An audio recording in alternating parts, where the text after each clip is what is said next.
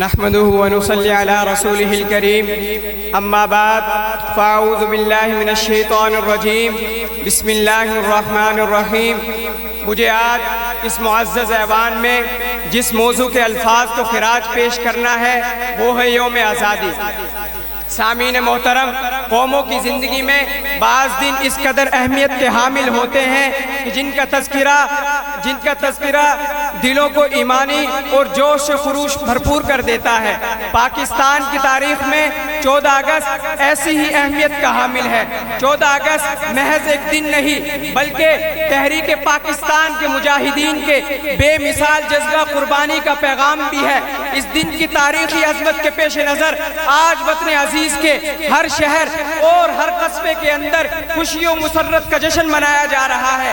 میں اس حسین موقع پر آپ سب کو جشن آزادی کی مبارکباد پیش کرتے ہوئے ایک غیر معمولی خوشی محسوس کر رہا ہوں۔ مبارک ہو تمہیں یہ جشن آزادی، مبارک ہو، مبارک ہو تمہیں یہ جشن آزادی، مبارک ہو، خوشی سے ہو گئی ہر دل کی آبادی، مبارک ہو۔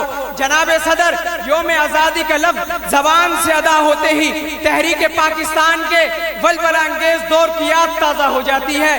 خوشیوں کے گلاب مہکنے لگتے ہیں، یادوں کا قافلہ سفر کرنے لگتا ہے اور پھر وہ زمانہ تصور میں ابھرنے لگتا ہے جب بر صغیر کے مسلمان اپنے عزم و حوصلہ سے اپنے مستقبل کی عمارت تعمیر کر رہے تھے۔ یہ وقت مسلمانوں کے لیے بے پناہ کٹھن اور مشکل تھا۔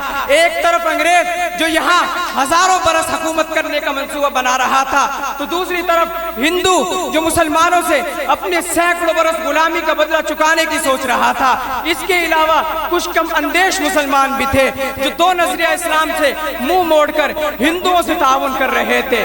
غرض کے چاروں طرف مسلم دشمنی تھی۔ اس نازک دور کے اندر قائد اعظم محمد علی جناح آزادی کے سورج کی علامت بن کر ابھرے۔ وہ سورج جس نے دیکھتے ہی دیکھتے تاریکیوں کا تلسم توڑ دیا، وہ سورج جس نے دیکھتے ہی دیکھتے تاریکیوں کا تلسم توڑ دیا اور آزادی کی روشنی سے ماحول جگمگانے لگا۔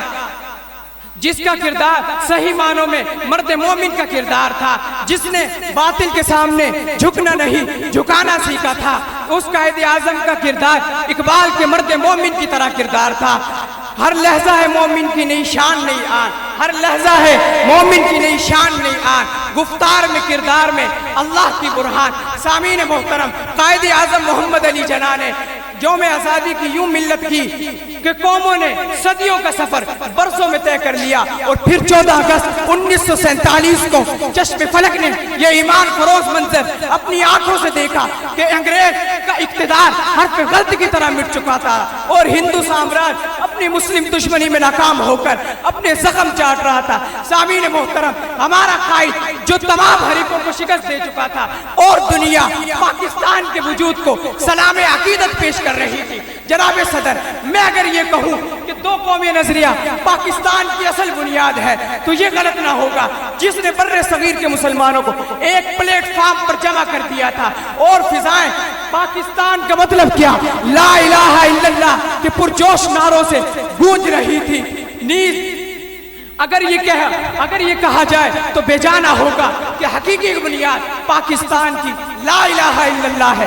اگر ہم یہ چاہتے ہیں کہ پاکستان ہر لحاظ سے سر بلند رہے تو ہمیں اس کی خوشحالی کے لیے اس کی سیاسی بنیادوں کو مضبوط کرنا ہوگا۔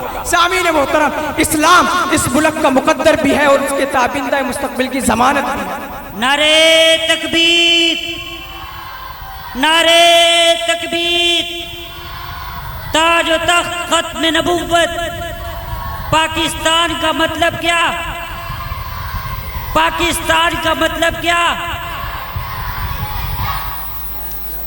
جناب صدر، شہری اور اس شہر کے خادم ہونے کی حیثیت سے آپ سب سے ان الفاظ کے ساتھ یہ ہمت اور عزم لینا چاہتا ہوں کہ خون دل دے کے نکھاریں گے رخ برگ گلاب۔ ہم نے گلشن کے تحفظ کی قسم کھائی ہے۔ وما علینا الا البلاغ المبین۔